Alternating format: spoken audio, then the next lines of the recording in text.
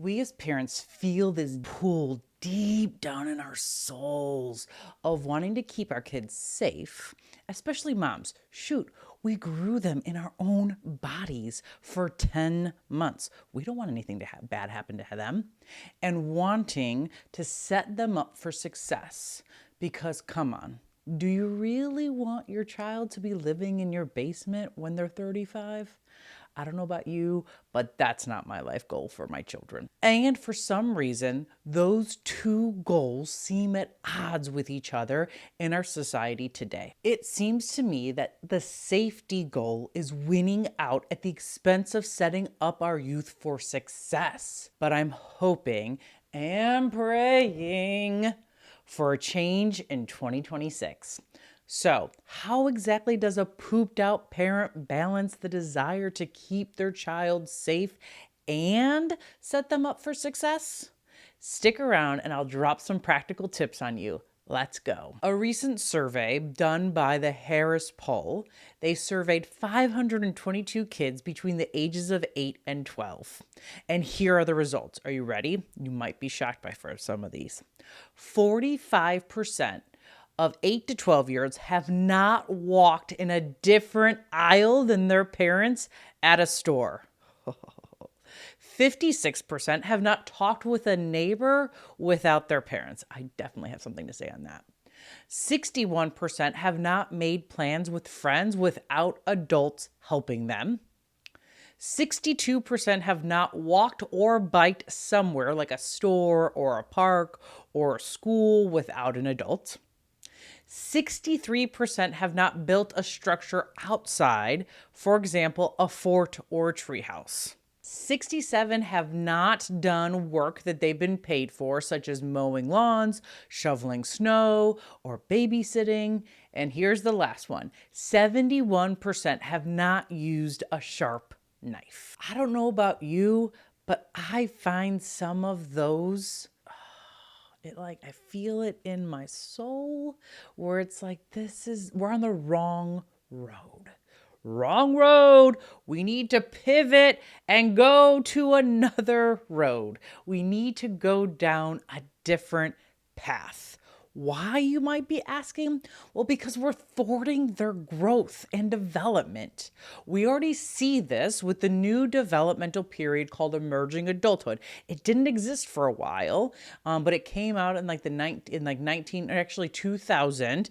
It was a new developmental period that was coined by Dr. Jeffrey Arnett. And it's essentially what it's showing is it's just an extension of the teenage years. And so instead of them going into adulthood at the age of 18, we're not having them be adults until 25.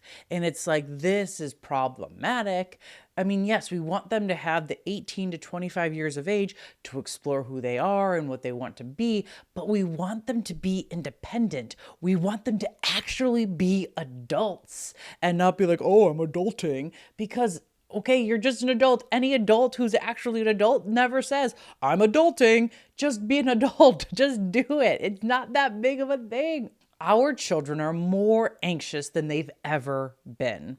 They develop false senses of confidence because we've bombarded them with self-esteem building initiatives like participation trophies and telling them they're great even when they're not good. We've stolen their childhoods from them and we don't even realize it. What they need is freedom. Freedom to make mistakes, freedom to say the wrong thing, freedom to problem solve, freedom to feel uncomfortable, and freedom to grow.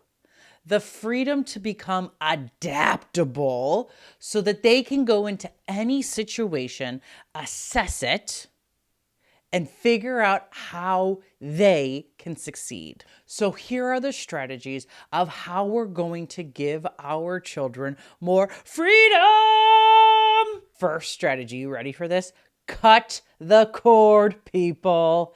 Have them do autonomy missions, such as go into a fast food place all by themselves. Obviously, you're giving them cash and you're teaching them how to do it, but you're having them go into Chick-fil-A and order their own food and pay for their own food.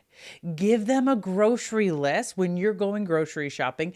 Give them a grocery list and have them go and get those items. Maybe they have their own cart and they're checking it off and they're doing it.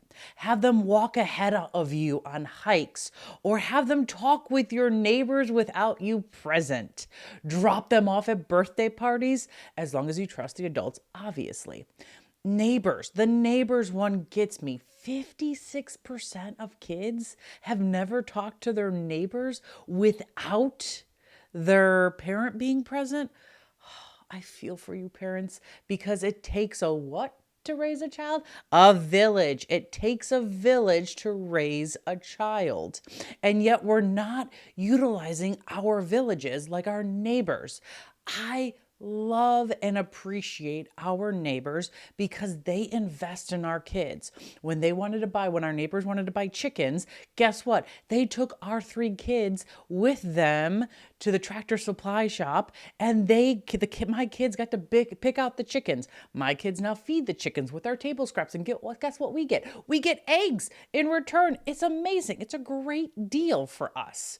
And then just this past birthday season of my kids, guess what? The neighbors contacted me and they're like, hey, we want to take them out to dinner, just the 5 of us. Is that okay? And I'm like, absolutely. And my kids loved it. They loved going out to dinner with just the neighbors and being able to do whatever it is that they wanted to do that the neighbors allowed them to get away with. The second strategy to get your child more freedom is more unstructured free time. Yes, unstructured free time. This is what our children need. So what does that mean? How do we get more unstructured free time? By reducing the amount of extracurricular activities that we have our kids in. We have our kids in too many extracurricular activities. I have a 200-page dissertation that shows that very fact.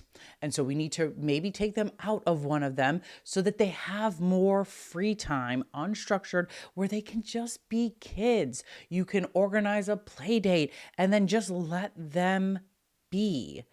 Let them be so that they can play and they can come up with games and they can figure it out and they can be adaptable. The other way for unstructured free time is take them to playgrounds. Playgrounds are a great way for kids to have that unstructured free time and be able to maneuver and figure out how to interact with other kids their ages. Let them take the lead. You're to organize those play dates, and then you're to drive them there or have other kids come over, and then you're to be completely hands off. Let them do whatever it is that they're going to do within reason. You're not going to let them be savages. Those kind of things. We don't want a Lord of the Flies kind of situation. None of that. We don't need that. But let them be kids. And then the last strategy is you're going to teach them life skills. Laundry, your kids, show them, include them, have them be folding, have them be loading the washer, have them be putting the clothes from the washer into the dryer, have them be doing this. Don't be the parent whose kid, when they go away to college, has no idea what to do with laundry, and then they have to go and ask one of their peers how to do laundry. Include them in cooking, teach them how to cook. Teach them basic things. Include them when you are cooking so that they learn. Talk to them about it. Have them make their own appointments so that they get used to calling people on the phone and saying, hello, this is so-and-so. I would like to do this. Have them do that. Have them order pizzas. There you go. That's an option. Teach them budgeting when you're doing your monthly budgets, and hopefully you are, but you're sitting down with them and you're including them in budgeting. Also allow them to do their own kind of budget their own money. In my family, they get $5 of allowance each week, $3 they get to keep, $1 they have to save, and $1 they get to put in their give envelope. So if there's any opportunity that they want to give to something they want to give to, they have the money to do it. Cleaning, have them do chores. There's so much research out there about the benefits of having your kids do chores. Have them create a grocery list. Sit them down and be like, okay, these are the dinners that we're going to have this week. We need to create a grocery list. And then when you go to the grocery store, allow them to go and get those items. That's great. Using a sharp knife, teach them how to do it so that when they actually have to do it, they're not cutting themselves. When I was a college professor, this happened all of the time where our senior psych majors, when we took them out to a fancier dinner, they didn't know how to use silverware. So teach them how to use silverware appropriately. That's more, again, more life skills, gives them more freedom so that they're not embarrassed later on when they don't know how to do these things and their peers do. Or they're the rock star because they know how to do these things and their peers don't. And then the last suggestion I have for life skills is have them pay for their own things. One of my favorite things to witness as a mom is every Christmas our kids get money from my parents. And then what they get to do is we go out to Walmart or Target, we go out shopping, wherever it is. And what they do is we have the kids pay for their own stuff. For birthdays or Christmas, whatever it is, we have them pay for their own stuff. Now, I'm going to set them up for success and I'm going to find the cashier that looks like the most patient and is going to be all about this. And so we did this just this past November and December. I was like, okay, look. Okay, that's the woman. She's like a grandmother looking woman. And I'm like, that's the cashier we want. So we go up and my kids, each kid does their own thing. And the cashier looks at me and she goes, I love that you are having them pay for their own stuff and you're making them give over the cash and then they get the change and all of the things. It teaches them how to do these things so that later on they have freedom. This is what we want from them. We want to stop coddling them. We want to stop being helicopter parents. We want to stop gentle parenting, all of the things. So no more coddling, no more gentle parenting, and definitely no more helicopter parenting. None of it. Get rid of it in 2026.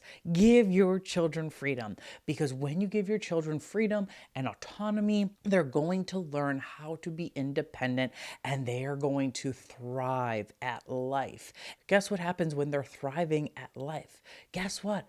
They aren't anxious, and we don't want them to be anxious. So by cutting the cord, by giving them more unstructured free time and teaching them life skills, you are setting them up to thrive and to succeed, and you're keeping them safe because you know where they're at and what they're doing and all of the things. Safety, and that's a whole nother video. But anyways, you're teaching them, you're setting them up for success. And by setting them up for success, we're going to be throat punching this Gen Z mental health crisis. Let's go.